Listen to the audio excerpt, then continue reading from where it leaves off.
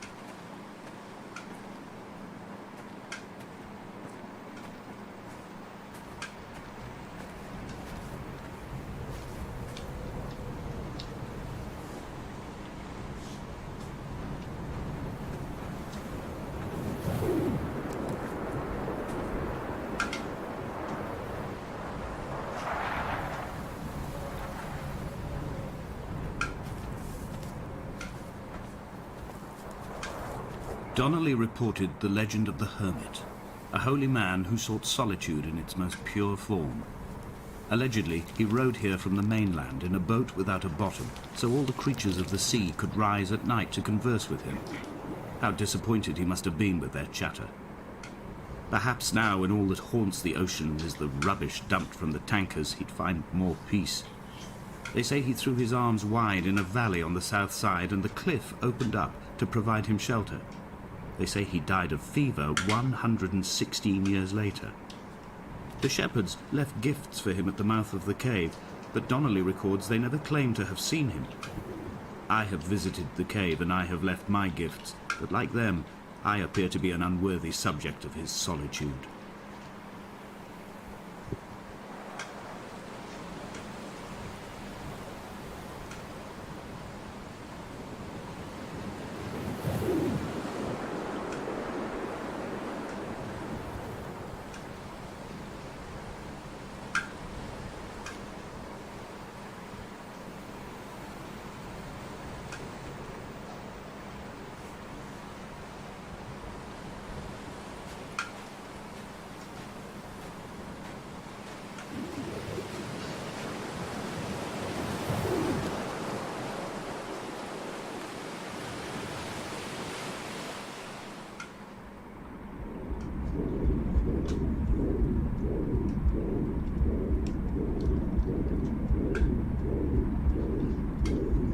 Come back.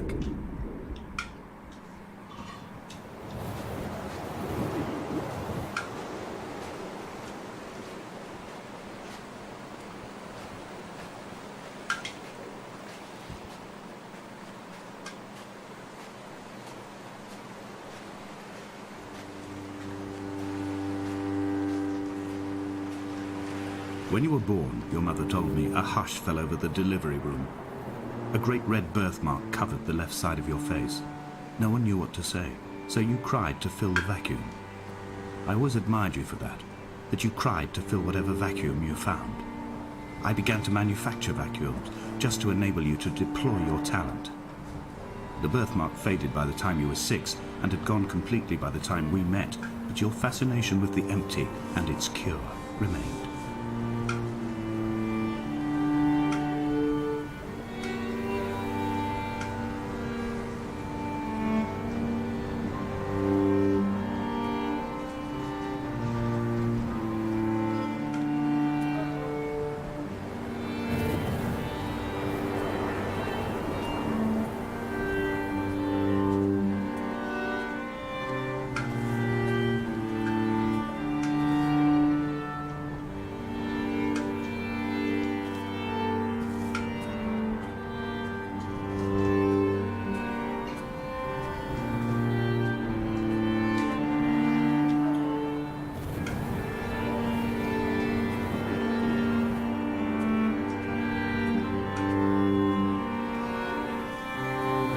The mount is clearly the focal point of this landscape. It almost appears so well placed as to be artificial.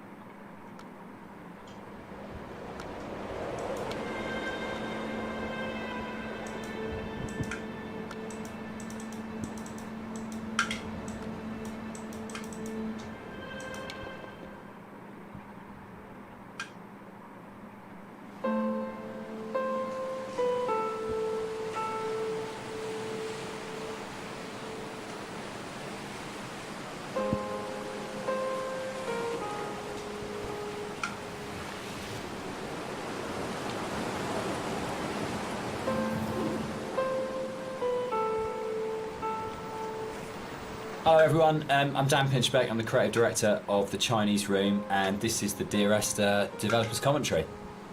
Hi, I'm Rob Briscoe, I'm the artist on Dear Esther. And I'm Jessica Curry, and I was the composer on the game. So what you're looking at today is a remake of a mod. Dear Esther started off in 2007 as a Half-Life 2 mod that did really well in the modding community, which was fantastic, and as a result of that attracted the attention of Rob, who worked as the primary developer on a Source remake of the game that was released in 2012. And this year is another remake where it's been updated for a cross-platform release, and we wanted to add in this developers commentary just to give you a bit more of an insight into some of the ideas behind the game as it came together.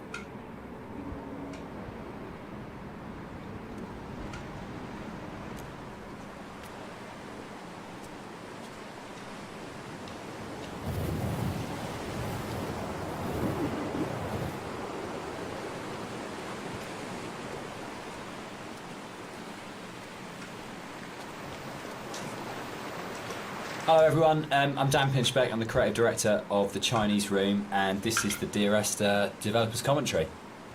Hi, I'm Rob Briscoe, I'm the artist on Dear Esther. And I'm Jessica Curry, and I was the composer on the game. So what you're looking at today is a remake of a mod.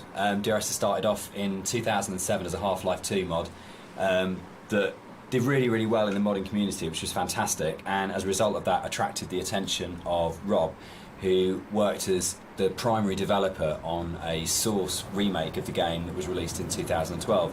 And this year is another remake where it's been updated for... Part of the point about the whole game, I think, was this idea that rather than having a linear, straight-through version of the story, that we could have multiple story units for each place you were, and I was really interested in this idea of how you can open up that space that people can interpret. So I loved the idea that you could have two people that had played this game and then would have a conversation about it, and one of them would say, oh, what did you think about when this happened? And the other person would be like, well, that didn't happen for me. I had a completely different event happen or a completely different story happen. And it kind of feels very gamey in that way, that actually one of the things I love about writing for games is that you hand over so much control to the player that it becomes their story, and that's really important rather than trying to force them. So using randomised blocks of voiceover in the game and the kind of randomised prop details that Rob was talking about means that it gives it a really different feeling every time you go through. And that's kind of interesting for me, because I like the idea of going, well, not everyone has to have the same experience, and because it's interactive, you have the capacity to have very different experiences occupying the same space. When I wrote the music for the mod of Dear Esther, there was absolutely no budget whatsoever for live players, so all the music was sampled. But one of the good things about that is it actually forced me to be quite creative about how I wrote the music. So with my background in sound art, I wanted to use samples in a different way that wasn't just using it to sound like a violin. I wanted to time stretch and manipulate samples to make something different and strange. Everything about Esther for me is a dream. The landscape is not an island, it's the dream of an island. The music is like music that you wake up because you've heard in your sleep, but you're not conscious of hearing it. And the language and the story was supposed to be like that as well. It didn't matter the sense it made, it was more about the kind of the shapes it created, if that makes sense. So that the words would kind of were like being in water, like listening to something underwater. It'd be this very dreamlike, symbolic, poetic thing. And it always frustrated me in games with game writing. This has really changed quite a lot. There was never any space for poetic language. It's very exposition-y, very descriptive, very direct. And you'd have like art and audio would have these amazing creative spaces they could explore, but when it came down to actually writing, you just had to basically go into this symbol on the beach, which is the golden ratio. It's one of the only things that's really left explicitly from the mod. In the original mod, there was an awful lot of more kind of symbols and kind of a much more kind of mystical, sort of magical element to the island. There was a lot of very weird stuff in there, and a lot of them came out of the commercial versions. They felt like they were a little bit explicit, and instead there's a lot more hidden kind of codes and symbols in there. There's still some stuff which you can only actually see or experience if you are not playing the game, if you're looking at it from editor. We had in the original mods things like trees planted to mirror the shape of the M5, or there's a whole bunch of things that are there to represent star clusters and all kinds of things like that. And we'll probably talk a bit more about kind of like hidden details and the secrets in the game as we go through. But that was really interesting for us in terms of the design of it, of going, you've got your kind of your conscious, explicit play experience, but games are always constantly manipulating your mood and your feelings and the decisions you're making. And so really trying to create a space that had all of these kind of subliminals in it was a really interesting thing that we wanted to do, both with the original, and then I think it got lifted up into a much more sophisticated. So something I wanted to do as an artist was create some kind of reward for the player when they explore the island. There are some areas of the game where it's a little bit more quieter, there's no music or there's no voiceovers. So I kind of wanted to create a bit of an incentive for people to explore. And you'll find around the island these kind of like random scattered items that are usually slightly out of place from the environment themselves, but in another aspect they actually bring a little bit of story to the island itself, usually to the island or to the actual protagonists or you know, the characters that surround it. So you'll find that around the island these little props and stuff. Just keep your eye out for it if you're exploring.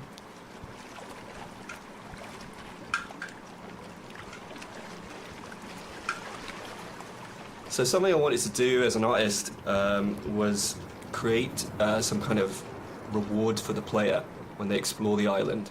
There are some areas of the game where it's a little bit more quieter, there's no music or there's no voiceovers.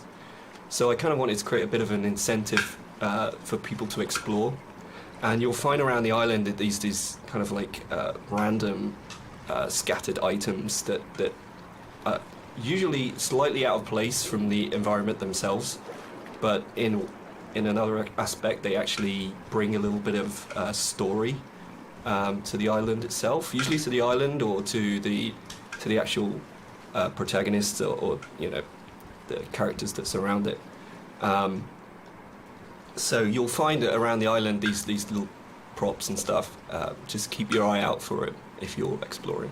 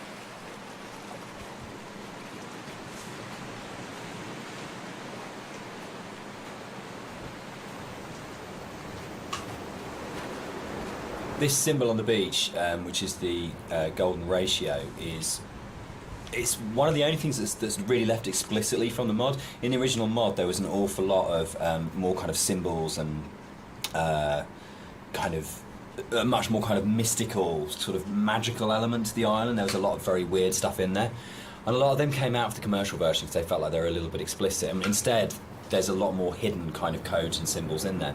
There's still some stuff which you can only actually see or experience if you are not playing the game, if you're looking at it from editor. We had in the original mods things like trees planted to mirror the shape of the M5, or there's a whole bunch of things that are there to represent star clusters and all kinds of things like that. So people have asked why the Dear Esther's set on a Hebridean island. What's really interesting about this is one of those times when your kind of aspirations as an artist and the practical realities kind of dovetail.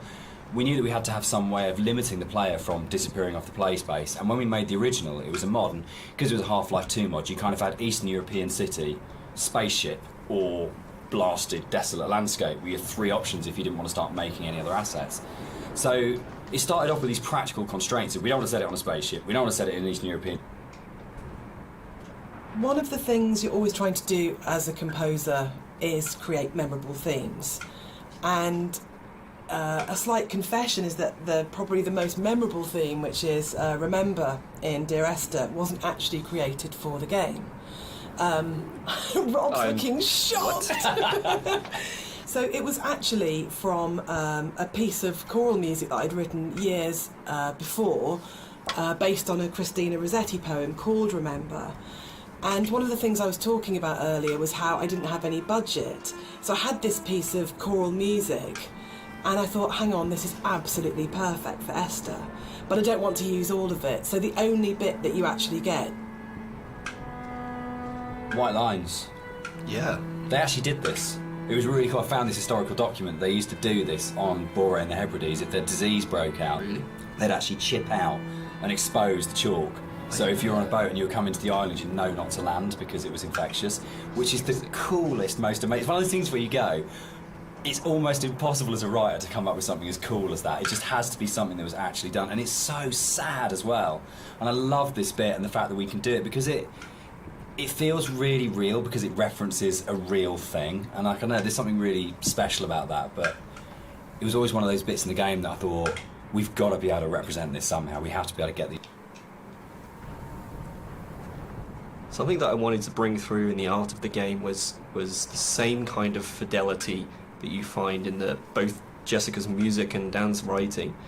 In the same kind of way that you have all of these little details, these very close attentions to detail that kind of really bring richness to the story. And something that was missing in the original mod version was just this lack. There's a scene in Donnie Darko where Drew Barrymore's playing his English teacher, and she talks about cellador as being the most beautiful word in the English language, and about it's the sound of the words together. And Dear Esther actually comes from the introduction to From a Faith No More song, the Crab song on the first album, Introduce Yourself. And there's a point where, I think it's Chuck at that point, is the vocalist before Mike Patton, just says, Dear Esther. And it really lodged with me because the sound Dear Esther just has a really amazing sound to it. And I think when we started making it, and the idea of it being this series of letters to someone came through, it just came straight back out of going, that's just a really beautiful sounding combination of words. And I think that really sums up the whole approach to the writing in Dear Esther of what's the most beautiful combination of words in it. I think the central question to the entire experience for most people that have played it or are talking about it is this idea of, is the island real? Is what's going on a literal event of a man walking across a Scottish island, or is it a dream that he's had? Does the island even exist? And one of the things that we try to do with the writing is to constantly lull the player into a position where they got an understanding, they made a decision about what they thought was going on, and then to undercut it. So you never actually were able to settle on any one interpretation. And that was the challenge I set myself when I wrote the original mod, was can we put a story in a game that not only lends itself to multiple interpretations, but there is no stable interpretation. Every single interpretation you have will always have questions, and you'll never be able to fully trust what you think you understand about the game. So it's challenging, I think, for that result, and it becomes quite a challenging kind of game story because of that, because you don't ever get that situation to go, I understand it now, I can walk away from this thing and it's all closed off and it's tidy. It was a very deliberate attempt to say, no matter where you think you are with this story, you're all...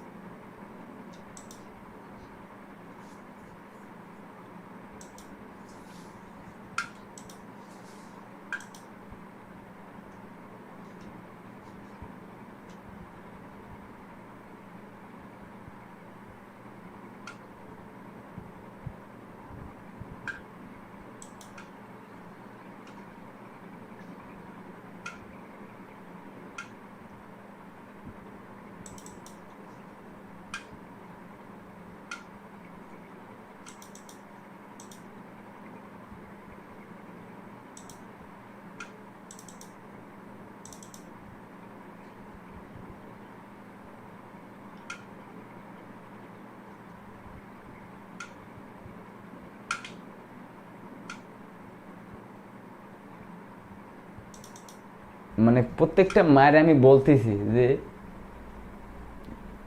জন্ম দেওয়ার পরে যে মানে যে জন্ম দেওয়ার পরে সন্তানরে জানি অবহেলা করে মানে ডাস্টবিনে মানে এই জায়গা ও জায়গায় জানি না ফালাই দেয়। মানে ও বোঝে যে ওর কষ্টটা কোথায়।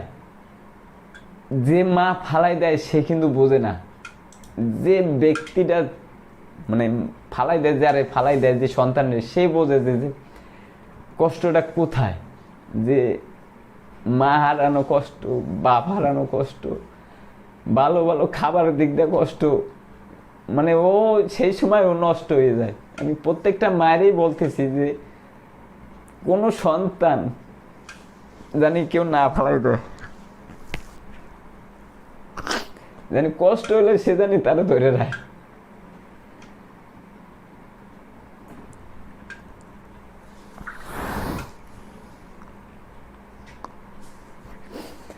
ওই জানে যে পিতৃ পরিচয় ছাড়া মানুষ বাঁচতে গেলে কি কষ্ট। আজকে ও যদি নষ্ট হয়ে যায় একমাত্র মার কারণে আর বাবার কারণে, ফ্যামিলি কারণে নষ্ট হয়, ওর নিজের দোষে নষ্ট হয় না। আসসালামু আলাইকুম, নিশ্চয়ই সব ভালো আছেন, সুস্থ আছেন। জীবনের গল্প অনুষ্ঠানে আপনাদের সবাই। আমি হোটেলে চাকরি করি। তো আমার জীবনে গল্প, আমি যে সময় আমার বয়স 5 বছর 6 বছর, সেই সময় আমি মার কাছে, 8 বছর সেই সময় আমি মার কাছে। তা আমার মা প্রত্যেক দিন আমার আব্বু বকা দিত যে আমার রাখবে না, করবে না, আমার রাখবে না, আমার আম্মুরে রাখবে না। এরকম আপনার বাবার কথা দিত, আপনার বাবা কি মানে সৎ বাবা? হ্যাঁ, ইনি আমার সৎ বাবা। মানে আমার জন্ম দেওয়ার পরে আমার আব্বু আমাকে ফালাই ছুঁয়ে চলে গেছে। তা আমার আম্মু হোটেলে হোটেলে পানি দিত। পানি দেওয়ার পরে ওই আমার এই বাপের সাথে বিয়ে হয়েছে। বিয়ে হওয়ার পরে আর কি আস্তে আস্তে আমি বড় হয়েছি।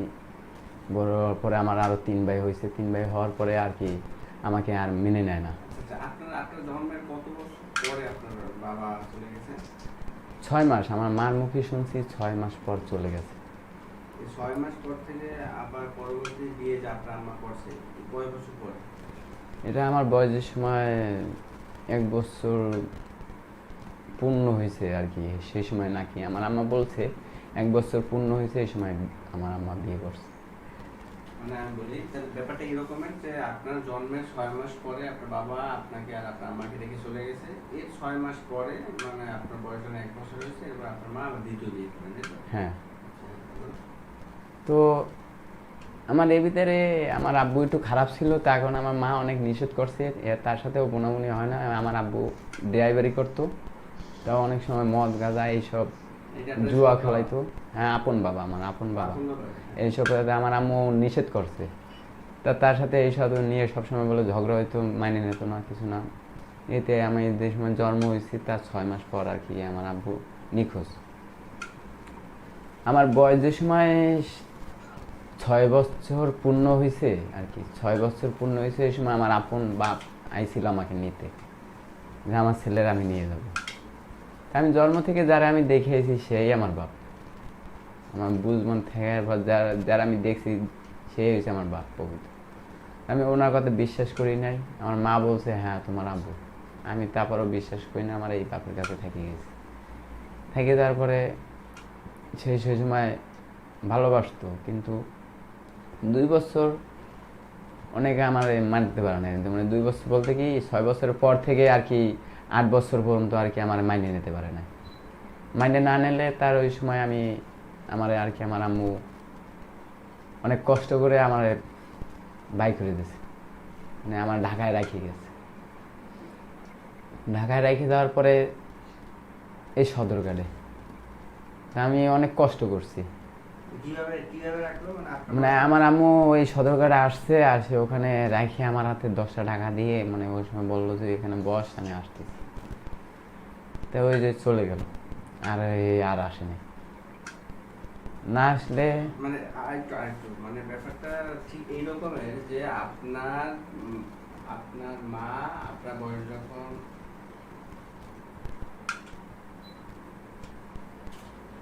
ব্যাপারটা ঠিক এইরকমের যে আপনার বয়স যখন 6 বছর তখন 8 বছর। আপনার 8 বছর আপনার বয়স যখন 8 বছর তখন আপনার মা আপনাকে সদরঘাট নিয়ে এসে রেখে হাত 10 টাকা দিয়ে রেখে চলে গেছে। হ্যাঁ, বলছে যে জীবনে পারলে ক্ষমা করে দিস, এটা বলতে খালি।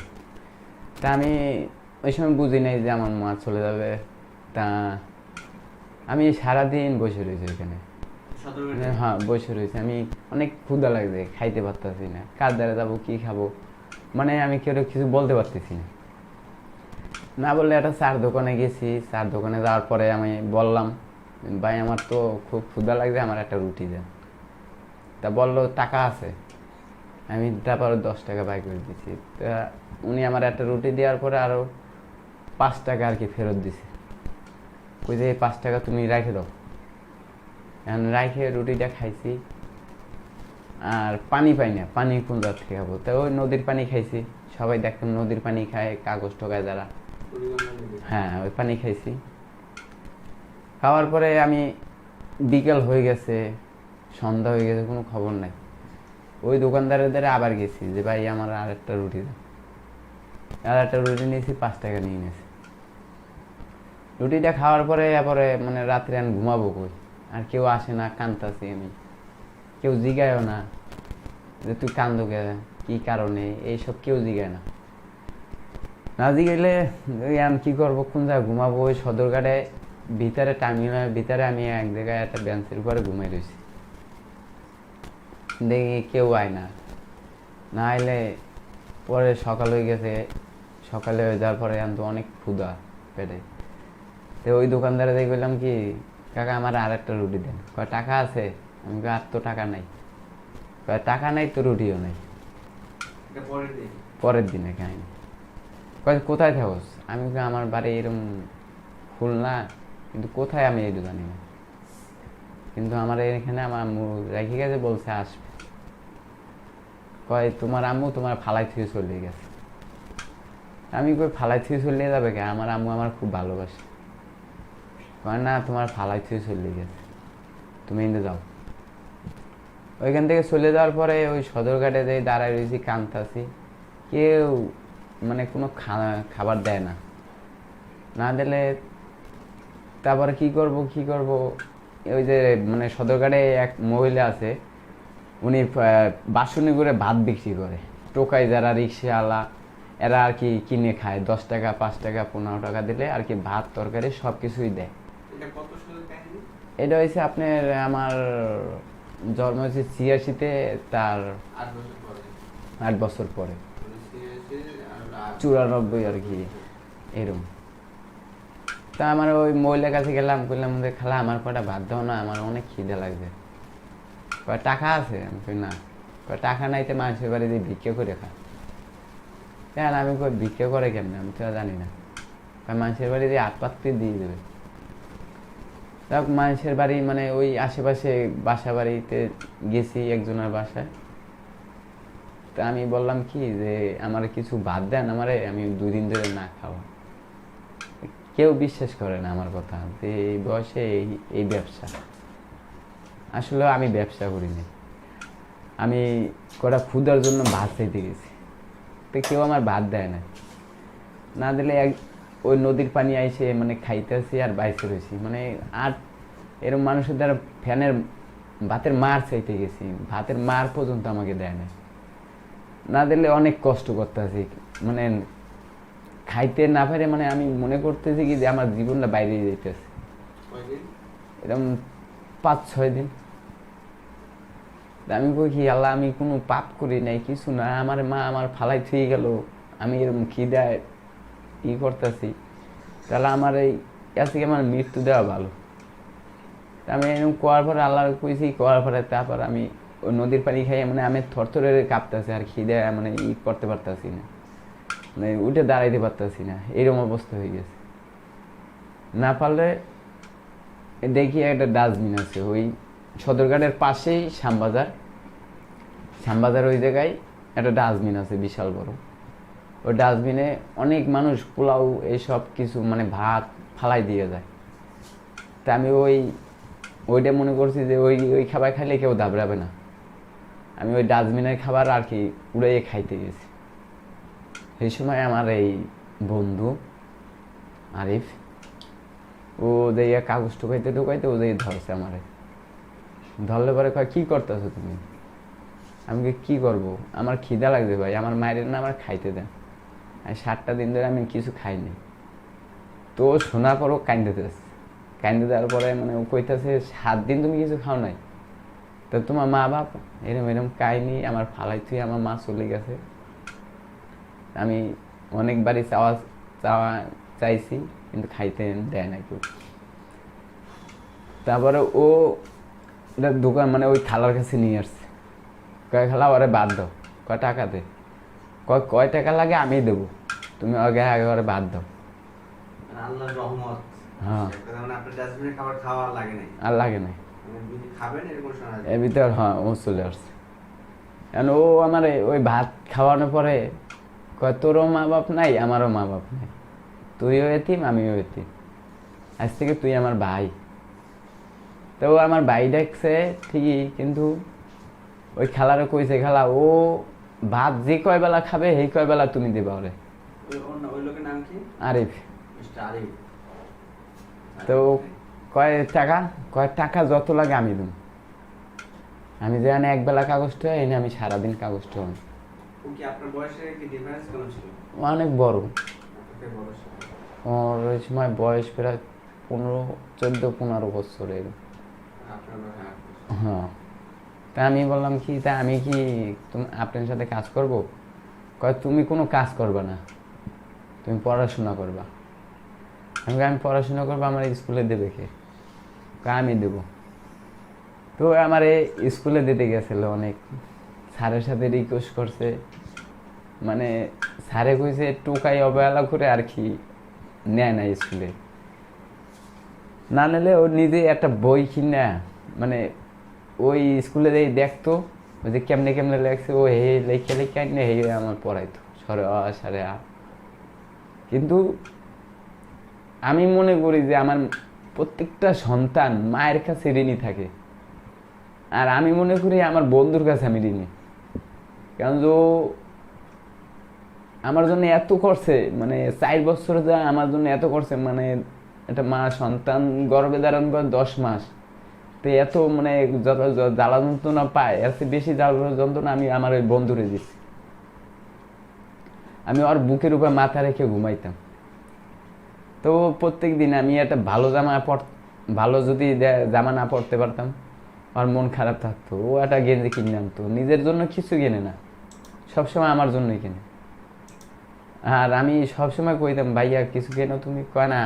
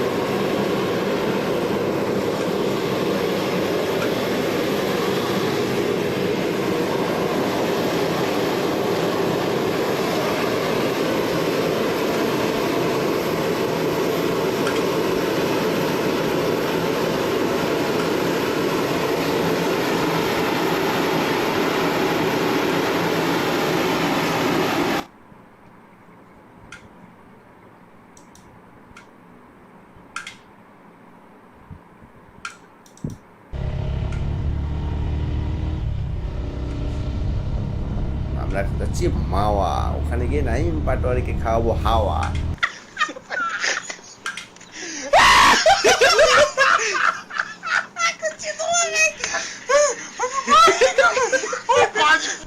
আসসালামু আলাইকুম, নিশ্চয়ই সব ভালো আছেন, সুস্থ আছেন। আমরা এখন আছি মাওয়া হাইওয়েতে। আমরা এখন মিরপুর থেকে মানে ঢাকা থেকে আমরা যাচ্ছি মাওয়া। মাওয়া যাওয়ার পথে যে রাস্তা দেখতে পাচ্ছেন জাস্ট অসাধারণ একটা রাস্তা। এখানে বাইক চালালে মনে করেন 100 চালাতে মন চায়, 100 নিচে নামতেই মন চায় না। আমাদের সাথে আছে কাজী ইলিয়াস, তারপরে আছে নাহিম পাটোয়ারি, আর আছে রাজশাহী, ওরা পিছিয়ে আছে। আমি সবার সামনে সামনে যাচ্ছি, মানে ভাবতেই কেমন লাগতেছে। Wow speed, wow wow. লেখা থাকে 60 আর 70, কিন্তু কে চালাবে 60 আর 70? মানুষ তো পারলে 150 উঠে যায়। অবশ্য আমি তেমন চালাতে পারি না, আমি 80-85 হয়তো চালাই। তবে রাস্তাটা দেখেন, মানে জাস্ট অসাধারণ একটা রাস্তা। ওয়াও, জাস্ট ওয়াও, ও গড, সেই ভিউ, সেই দেশের আসলে অনেক উন্নত হয়েছে, বোঝা যায়। অসাধারণ অসাধারণ একটা ভিউ দেখলাম। ওয়াও, দুই পাশে এত সুন্দর সবুজ, মানে সবুজে সবুজ, পরে আকাশ, রাস্তা ফাঁকা, নতুন রাস্তা, কোনো ভাঙা নেই। মানে এখানে গাড়ি চালাতেই একটা যে মানে সেই লাগে, সেই মানে ইউরোপ একটা পার্ট আসে শরীরে। আমরা তো ইউরোপ আমেরিকা অবশ্যই এখনো যাওয়ার তৌফিক আল্লাহ দান করে নাই, বাট আমরা বিভিন্ন সিনেমা মুভি বা ভিডিও দেখে থাকি যে ইউরোপ আমেরিকা বা দুবাই মিডল ইস্টে কিছু দেশের হাইওয়ে রাস্তা একদম অসাধারণ, সেই টাইপের রাস্তা। 4 লেন, 5 লেন, 6, 8 বা 12 লেনের অনেক রাস্তা আছে। তো আমাদের এখানে 12 লাইন নাই, 12 লেনের রাস্তা নাই। বাট এই যে আমরা এখন যে 4 লেনের বা 6 লেনের রাস্তায় গাড়ি চালাচ্ছি, সেটাও কম না আসলে, এটাও আসলে অসাধারণ। মানে জ্যাম মুক্ত এবং এত সুন্দর একটা রাস্তায় গাড়ি চালাতে আসলে খুবই ভালো লাগে। তো চলুন আমরা পুরো রাস্তাটা দেখি। ও, যত দূরে তাকাবেন দেখবেন সেই এক কথা অসাধারণ। আমি মুগ্ধ, আপনারা হয়তো মুগ্ধ হবেন যারা বাইক রাইডার বা যারা গাড়ি চালাতে পছন্দ করেন, বাইক চালাতে পছন্দ করেন। মাওয়া রোডে যদি গাড়ি চালান সবার মনে হয় ভালো লাগে। তবে হ্যাঁ, অবশ্যই ফাঁকা রাস্তা, বড় রাস্তা পেয়ে যে যত খুশি তত টেনে আবার যে রাস্তা সাইডে ফেলে দেবেন, সেটা কিন্তু ঠিক না। একটা জিনিস মনে রাখবেন, সময়ের থেকে জীবনের মূল্য অনেক বেশি। আবার অবশ্যই এখানে যখন ঘুরতে যাবেন তখন সময় থেকে এনজয়টা বড় ব্যাপার।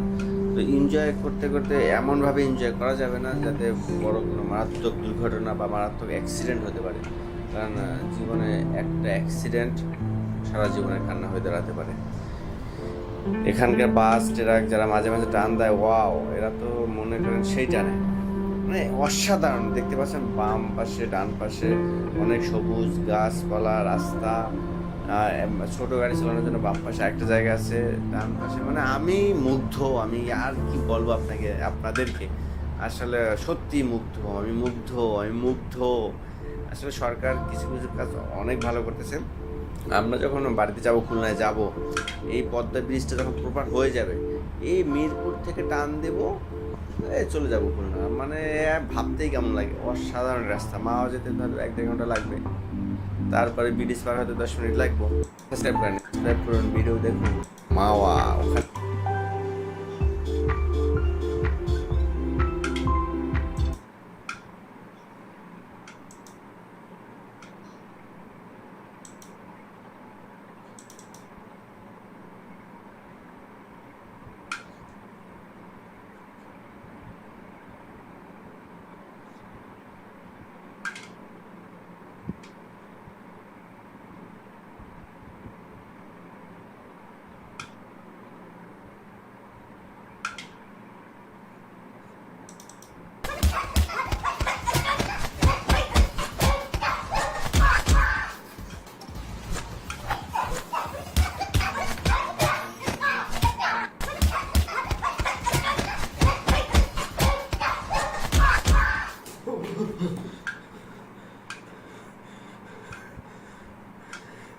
কি কি বুঝলেন এটা?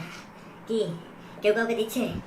না না না, দিস ইজ টিকটক বুঝছেন? টিকটক।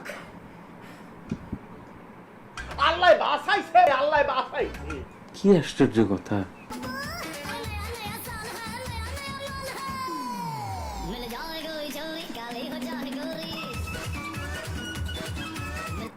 আসসালামু আলাইকুম। নিশ্চয়ই সবাই ভালো আছেন, কিন্তু সবাই চিনতে পেরেছেন নাকি? আচ্ছা বলুন তো এই লোকটা কেমন? ঠিক বলেছো। না, আমার মনে হয় আপনি ভুল বলছেন। আমার তো মনে হয় খুব ভালো মানুষ। ভালো মানুষ